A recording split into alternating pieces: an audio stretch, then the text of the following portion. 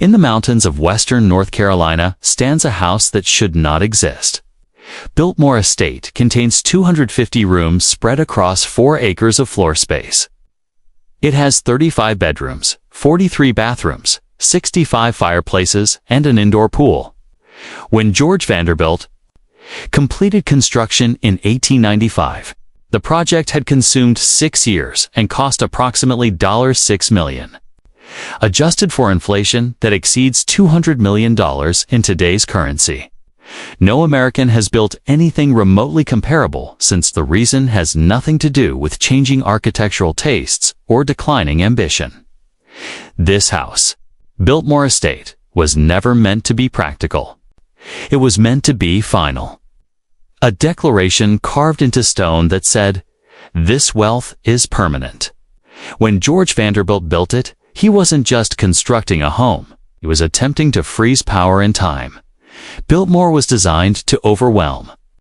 Its scale was intentional, almost defiant. In an era where fortunes were young and unstable, the ultra-rich didn't trust money alone to protect their legacy.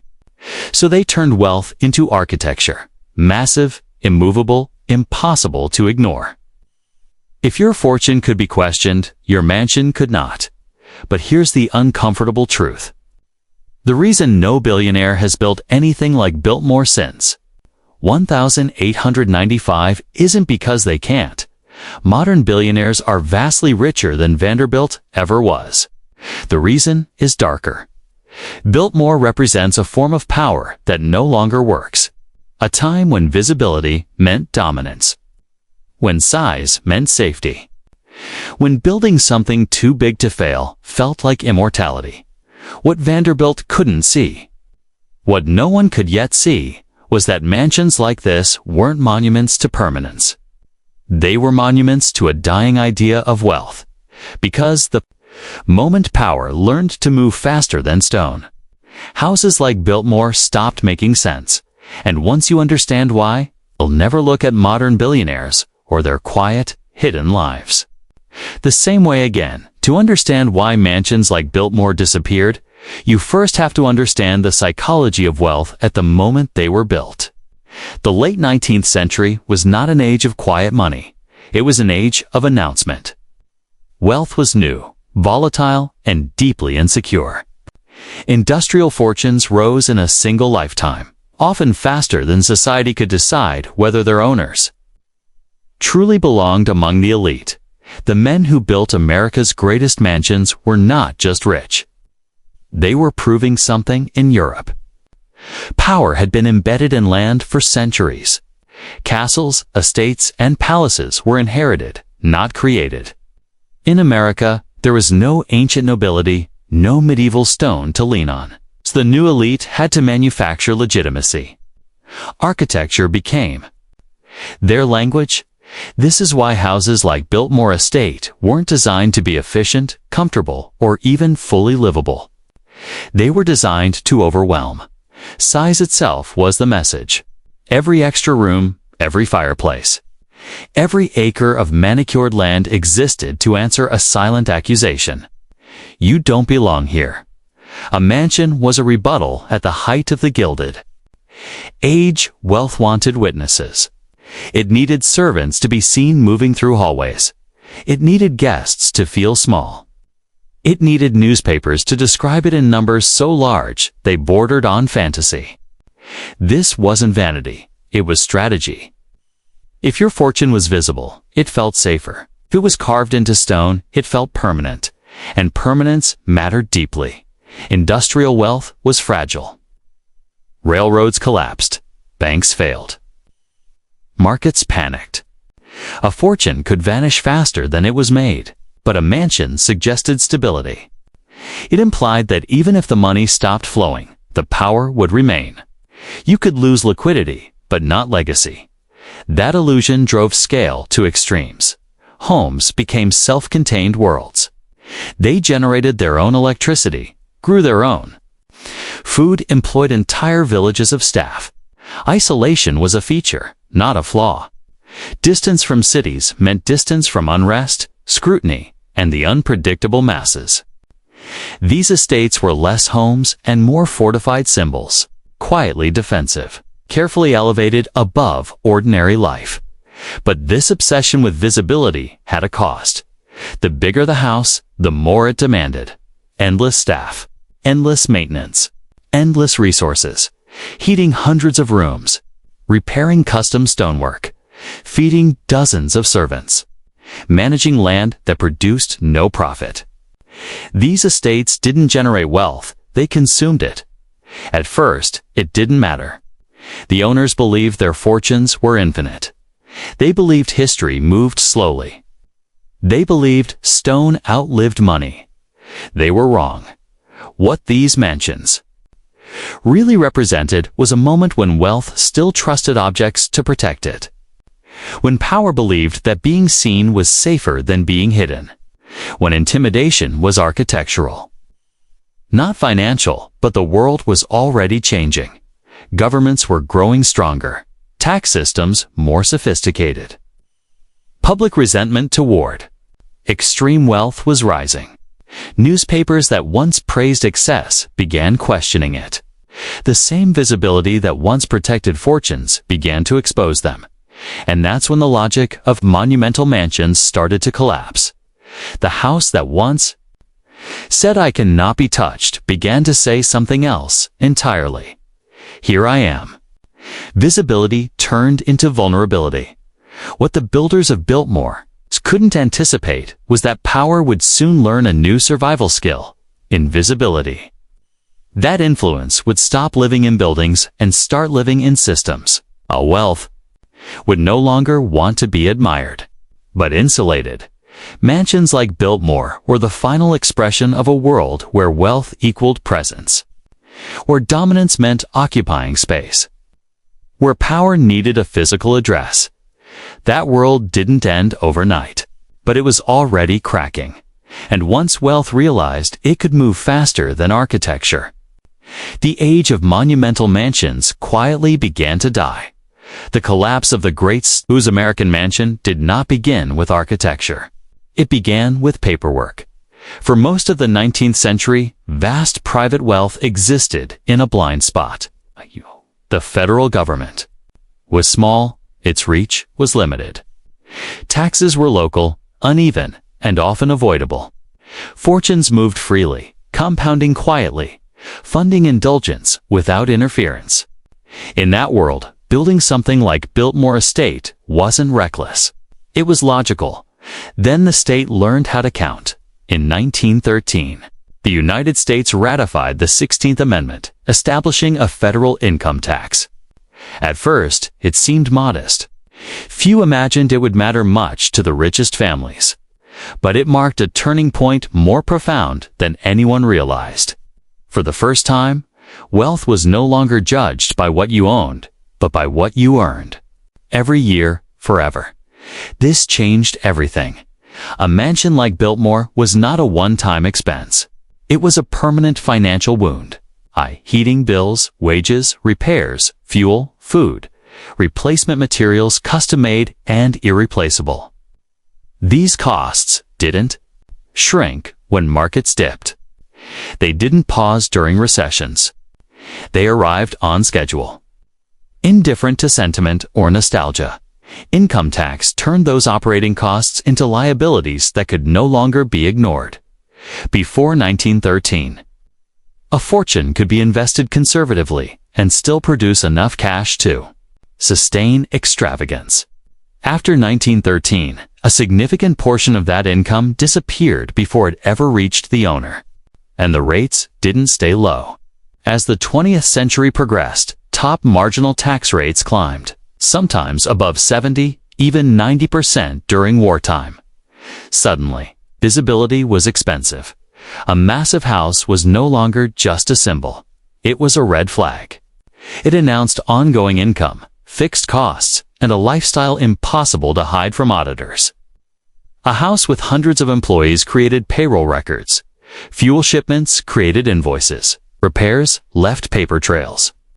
What had once felt private became legible. The mansion stopped being protection. It became evidence, and the math was brutal. A billionaire could still build a palace, but keeping it alive meant feeding a machine that never stopped asking for money. The more lavish the structure, the more predictable its expenses. Predictability is dangerous when the state is watching. At the same time, governments became better organized, bureaucracies expanded, tax enforcement professionalized, loopholes narrowed. What had once been negotiated informally was now codified. Wealth that sat still was wealth that could be measured, so the wealthy adapted. Instead of locking capital into stone, they shifted it into assets that moved. Securities, corporations, trusts, foundations. Structures that were portable, abstract, and defensible. Money learned to wear disguises. A mansion cannot relocate. A portfolio can. There was also a psychological shift. Owning something enormous used to signal dominance. But as public scrutiny intensified, it began to signal something else: excess. During the Great Depression, palatial homes became targets of resentment. Empty rooms felt obscene. Servants felt political. Marble looked irresponsible. The culture turned. What once inspired awe now provoked anger. Politicians pointed to estates as symbols of inequality. Newspapers that once celebrated them now questioned their morality. Wealth learned a hard lesson. Being admired was less important than being ignored, and mansions are impossible to ignore by the mid-20th century. The richest Americans had stopped asking, "What can I build?" They started asking, "What can I protect?" The answer was not another house. It was liquidity, flexibility, distance. Large residences didn't vanish overnight. But their purpose changed. They were scaled down, repurposed, turned into museums, hotels, campuses. What survived did so by becoming public or by becoming smaller.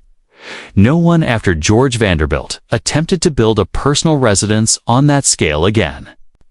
Not because they lacked money, but because the system had changed around them. The state now claimed a share of every year, not just a cut of inheritance. And the bigger the lifestyle, the louder the signal. The lesson was unmistakable in a world where wealth is tracked annually, permanence is a liability. Stone cannot dodge taxes. Copper roofs cannot depreciate strategically. 4 acres under one roof cannot be hidden inside a spreadsheet. So wealth withdrew from architecture. It didn't disappear. It learned to move, and once money learned how, to run faster than buildings. The era of American megamansions quietly came to an end. There is a fantasy that once a mansion is built, the hard part is over. That fantasy has ended more fortunes than bad investments ever did. The truth is simpler and far more ruthless. A house like Biltmore Estate does not age. It consumes. Every day it stands. It demands attention. And the larger it is, the less forgiving it becomes. Maintenance is not a line item. It is a condition of survival. Biltmore was constructed as a self-contained machine. Boilers the size of small factories. Miles of plumbing. Custom electrical systems designed before standardized parts existed. Limestone walls, copper roofing, carved oak interiors. None of it was replaceable off the shelf. Every repair required skilled labor, often custom fabrication, and materials that aged poorly under neglect. Even when the house was new, it was already deteriorating. Water seeped into stone joints. Copper expanded and contracted with temperature. Wood shifted, plaster cracked. A building of that scale never reaches equilibrium. Something is always failing, always just ahead of notice. Ignore it and the damage compounds invisibly until repair becomes reconstruction. And unlike modern homes, there is no cheap fix. When a slate roof fails on a normal house, you replace a section. When it fails on a mansion with complex valleys, towers, and custom angles, the failure spreads. Water travels. It finds cavities, it rots unseen beams. By the time it appears inside, the repair is no longer local. It is systemic. Now multiply that by hundreds of rooms. The heating system alone was a daily obligation. Coal had to be delivered by the ton. Boilers needed constant supervision. Pipes froze. Valves failed. Pressure had to be balanced across miles of radiators. One error could shut down an entire wing in winter, causing catastrophic damage. Electricity. Revolutionary in 1895, aged badly. Early wiring insulation degraded. Fire risk grew every year. Upgrading systems without tearing apart walls designed to hide them was a nightmare. Every modernization threatened historic integrity. And then there was labor. These houses were designed around human presence. Servants weren't optional. They were infrastructure. Fires had to be lit before dawn. Floors polished daily. Windows cleaned by hand. Gardens manicured constantly to prevent decay from turning visible. When staff numbers dropped, deterioration accelerated. This is the secret. Large houses don't decline linearly. They decline exponentially. Cut maintenance by 10%, and damage increases by far more. Delay one repair, and it creates 3 more. What looks like thrift becomes sabotage. Modern billionaires understand this math. Instinctively, a mega mansion doesn't just trap capital in stone. It commits you to perpetual operational exposure. Even if you can afford it today, you must be able to afford it every year, forever, through recessions, through political shifts, through personal misfortune. That's not a lifestyle. That's a liability, and the problem only worsens with age. As these houses cross the century mark, they require conservation, not maintenance. Stone must be stabilized, historic finishes preserved by specialists, systems rebuilt invisibly, insurance premiums soar, regulations tighten, public expectations grow. Every repair must be perfect. Every shortcut becomes a scandal. This is why nearly every surviving megamansion has either institutional backing or public revenue. Universities, museums, trusts, tourism without outside funding. The numbers don't work. A single family cannot carry it indefinitely, not even a very rich. 1. The myth of the mansion is that it proves wealth. The reality is that it tests it, relentlessly, without mercy. Day after day, year after year, modern wealth prefers assets that do not wake up every morning asking for attention. It prefers things that depreciate on paper while appreciating in value. Things that can be paused, sold, restructured. A house, like Biltmore, cannot be paused. That is why no modern billionaire builds one.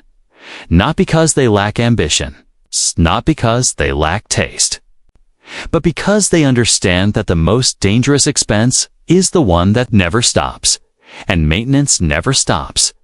In the end, it is not revolution, taxation, or public opinion that kills mega mansions.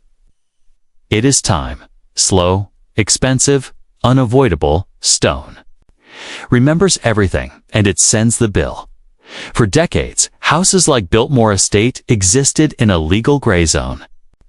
They were private kingdoms, vast, isolated, governed more by wealth than by law. That era ended quietly, not with revolution, but with paperwork. The modern mansion didn't die because the rich ran out of money. A kid died because the rules changed. At the turn of the 20th century, American wealth faced a new enemy, permanence. Lawmakers began to understand that inherited fortunes, locked into land and property, created dynasties that never had to compete. The response was slow but decisive. Taxation aimed not at income, but at legacy. Property taxes rose first. Large estates consumed public infrastructure, roads, utilities, local services, while contributing little economically. Counties realized that mansions were not community assets. They were financial black holes. Assessments increased, exemptions disappeared. Owning land stopped being symbolic and started being expensive.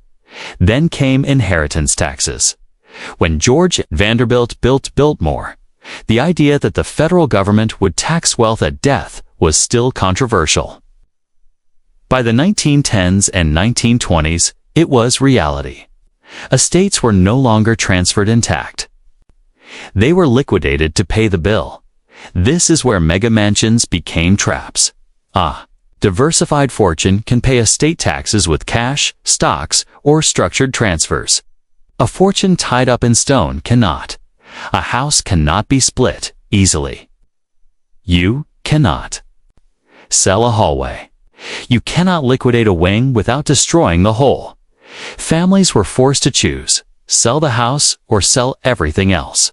Often, there was nothing else. These mansions were not accessories to wealth. They were the wealth.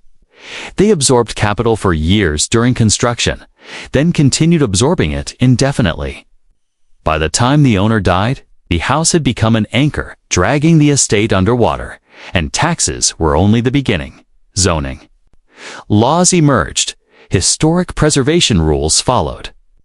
Environmental regulations restricted land use. Fire codes demanded updates. Accessibility laws required alterations. Every rule was reasonable in isolation. Together, they turned ownership into a negotiation with the state. You could no longer simply own a giant house. You had to justify it. In earlier eras, power insulated wealth from scrutiny.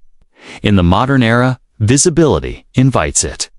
A massive private estate raises questions. Why so much land? Why restricted access? Why special treatment? Public resentment becomes political pressure. Political pressure becomes regulation, and regulation becomes cost. The rich adapted quickly. They stopped building monuments and started building portfolios. They shifted from immovable assets to flexible ones. Art instead of architecture. Financial instruments instead of foundations. Properties that could be sold quietly instead of landmarks that attracted attention. A mansion. It's obvious. It cannot hide. There is also a deeper psychological shift at work. The old mansion was built for descendants. It assumed a future where the family line mattered more than individual freedom. Modern elites don't think that way. They think in terms of optionality. They want assets that can move with them. Assets that can cross borders. Assets that can be restructured if laws change. A house rooted to one jurisdiction is the opposite of that. If taxes rise, you cannot move it. If laws change, you cannot adapt it easily. If public opinion turns, you cannot make it invisible. And public opinion did turn by the mid-20th century. Extreme private estates came to symbolize inequality rather than success. They became political liabilities. Owning one invited scrutiny, criticism, and sometimes legislative targeting. Quiet wealth became safer than loud wealth. The lesson was clear. The more permanent the asset, the more exposed it is to the future. That is why modern billionaires still buy property. But rarely on this scale, and almost never as a single defining project. They spread risk. They fragment ownership. They use trusts, foundations, and corporate shells.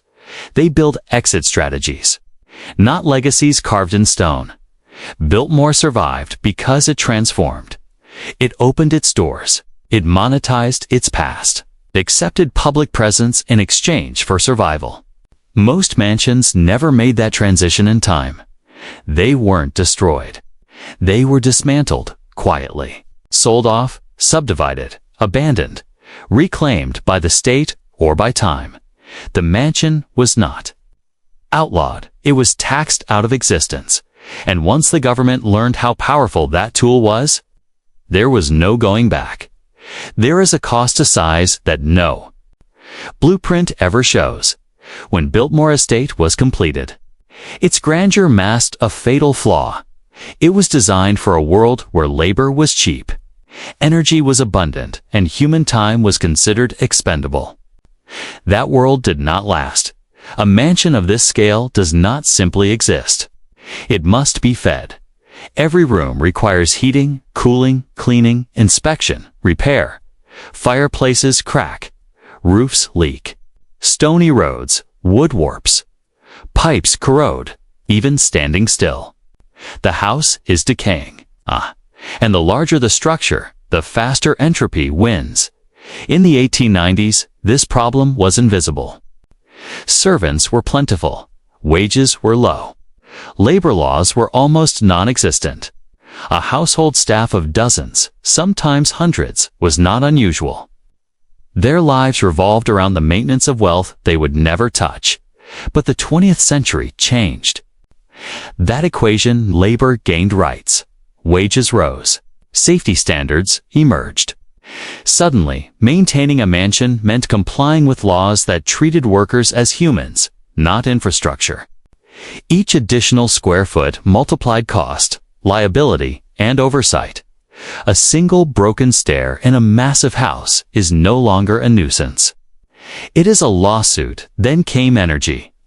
These mansions were built before efficiency mattered, before insulation standards, before climate control was optimized. Heating a structure like Biltmore means burning money continuously. Cooling it is even worse. Modern billionaires obsess over efficiency in their businesses. But a mega mansion is the least efficient asset imaginable. It consumes resources without producing value, and unlike factories or offices, it cannot be optimized without destroying what makes it impressive. You cannot retrofit a 19th century chateau into a modern efficiency model without gutting its identity. So owners face a choice. Preserve the past at enormous cost, or modernize and erase the very thing that justified the house's existence. Most choose neither. They walk away. There is also the problem of use. A house with 250 rooms is not lived in. It is managed. You do not wake up and wander casually through it. You schedule it, you staff it, you delegate it. The house stops being a home and becomes an operation. Modern elites don't want operations in their personal lives. They want control, flexibility, and minimal friction. They want homes that serve them, not structures that demand constant attention. A mansion like this demands your presence even when you are absent. Insurance alone becomes staggering. Fire risk, weather damage, structural liability. Art and furnishing. Coverage, each policy layered on top of another. It's all priced according to risk exposure that increases with size. And then there is time. These houses are not projects you finish. They are projects you inherit. Each generation inherits not just wealth, but responsibility. The obligation to preserve, repair, and justify a structure built for a different era. That obligation becomes resentment. Heirs didn't ask for this. Burden, they didn't choose the house. They didn't grow up believing in the values that created it. To them, the mansion is not a symbol of greatness. It is an anchor dot. This is why so many historic mansions collapse, not financially, but emotionally. Families lose the will to keep them alive. Selling is rarely easy. Buyers capable of affording the purchase price often cannot afford the upkeep. Those who can afford the upkeep rarely want the exposure, so the houses sit. Empty, but expensive. Prestigious, but decaying. This is the maintenance trap. The bigger the house, the fewer people can realistically own it. And the fewer people who want to. Modern wealth is built on scalability, on assets that grow without proportional increases in effort. Mansions do the opposite. Every additional square foot demands more attention, more staff, more money, more risk. They scale against their owners. That is why today's ultra-rich build compounds, not castles. They buy multiple properties instead of one defining one. They prefer homes that can be closed, sold, or ignored without consequence. Because the ultimate luxury is not size. It is the ability to walk away. And houses like Biltmore were never built for that. For most of history, wealth announced itself. It did not whisper. It did not blend in. It stood on hills, dominated skylines, and made sure everyone knew who was in control. Biltmore Estate belongs to that tradition. It is visible from miles away. 'Twas designed to be seen. Modern wealth works differently, sometime in the 20th century. The richest people in the world realized something uncomfortable. Visibility had become dangerous. The more obvious your wealth, the more attention it attracts. Attention from the public. Attention from regulators.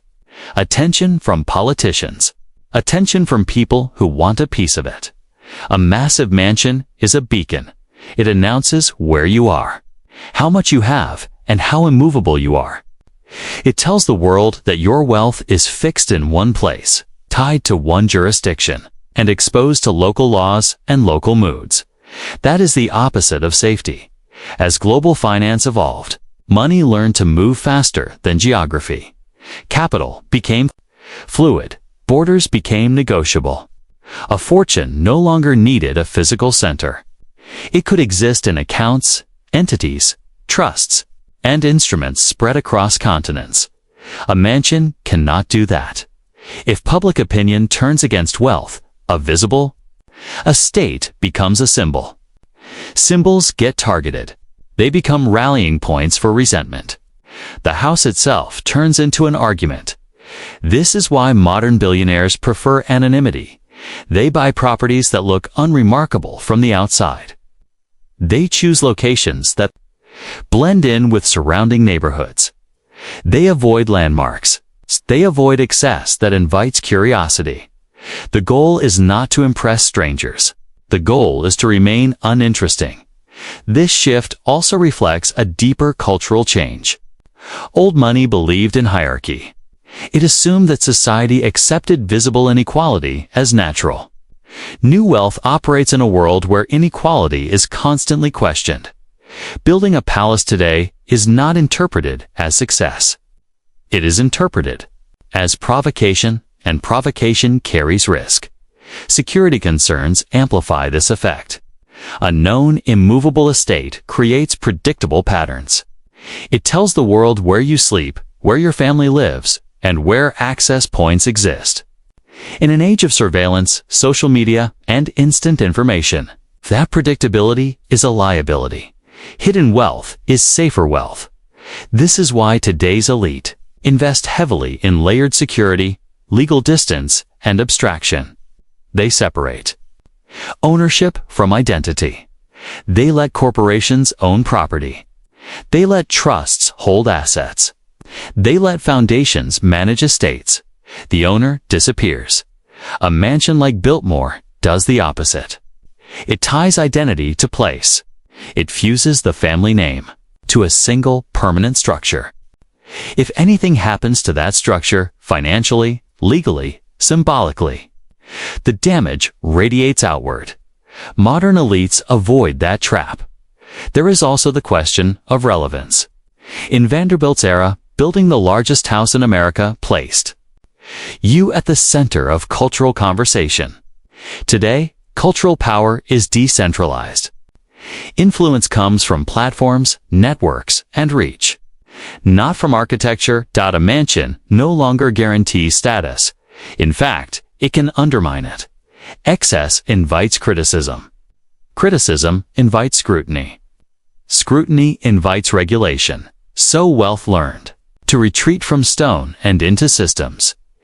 This is why you see fewer palaces and more compounds hidden behind trees, fewer landmarks and more nondescript structures, guarded by legal complexity rather than walls. The disappearance of the megamansion is not an aesthetic trend. It is a survival strategy, because in the modern world, the safest place for extreme wealth is not on top of a hill. It is out of sight.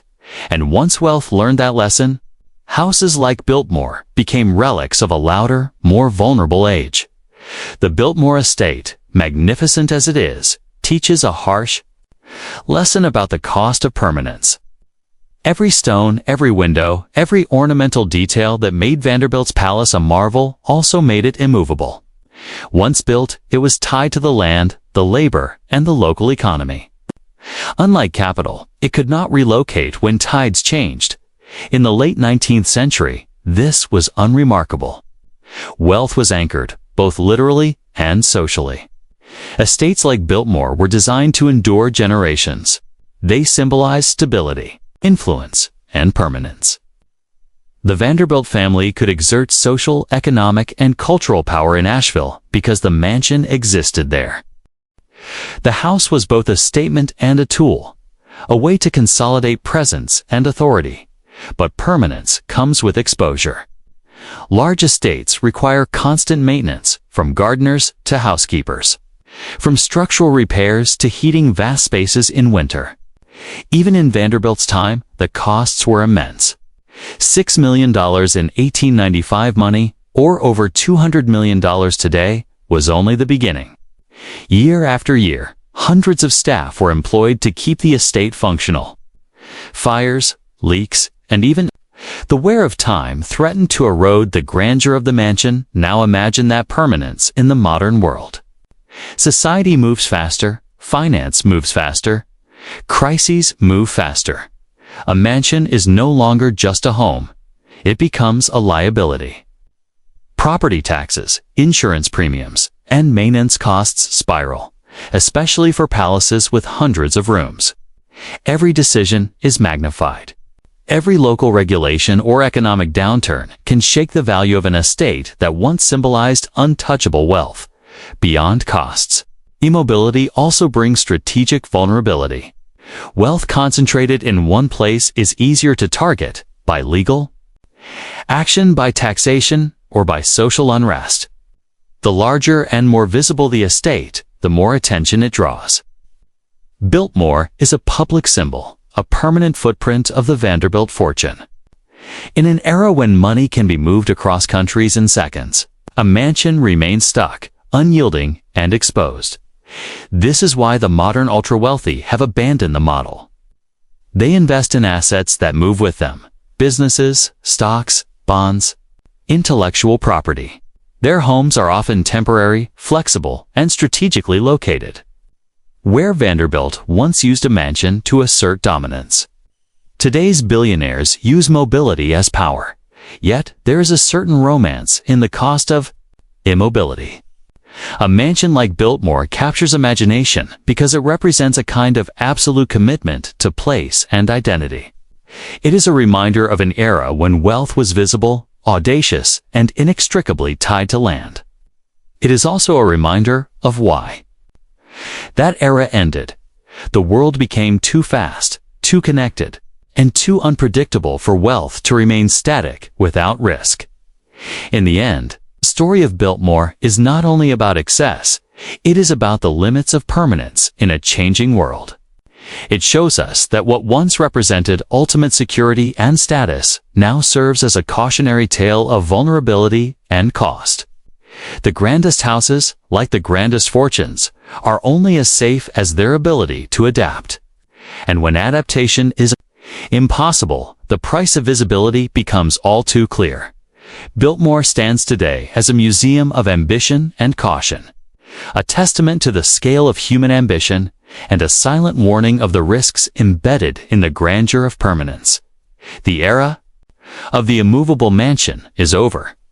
Only relics like Biltmore remain to tell its story by the early 20th century.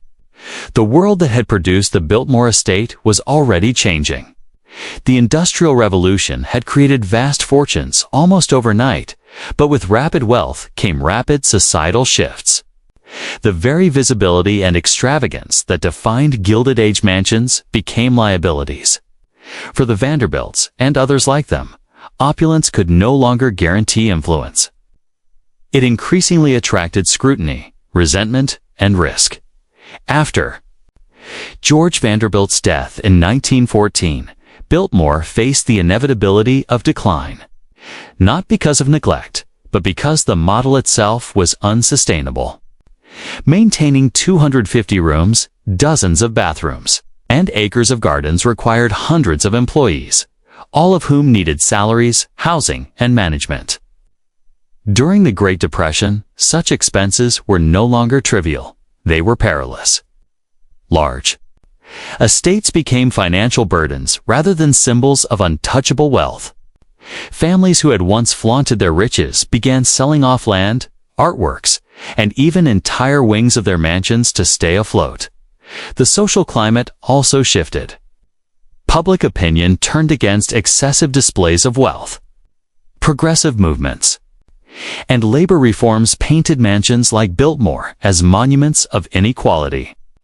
What had once signified cultural leadership now risked marking families as out of touch, even villainous. The very grandeur that had been celebrated as visionary now carried moral and financial weight. Technological change compounded the issue. With automobiles, airplanes, and telecommunication, power no longer required physical proximity. Wealth could influence cities, industries, and governments without demanding permanent residence in an enormous house. In this new reality, a 4-acre mansion with 65 fireplaces became more a liability than an asset. The costs of upkeep, security, and staffing could outweigh the social benefits of visibility.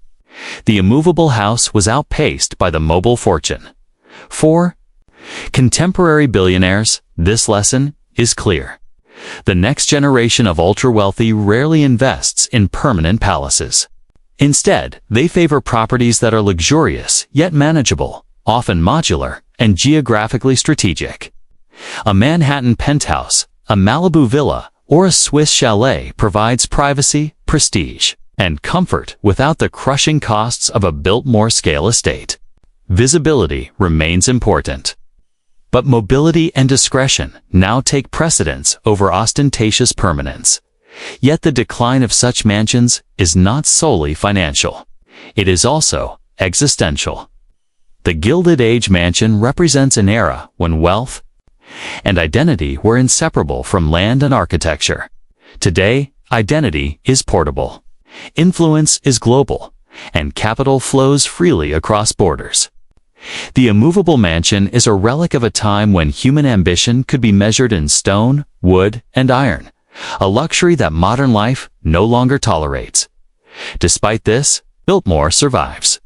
It functions as a museum, a historical site, and a tourist attraction, preserving the grandeur of a bygone era, while illustrating the perils inherent in such immobility.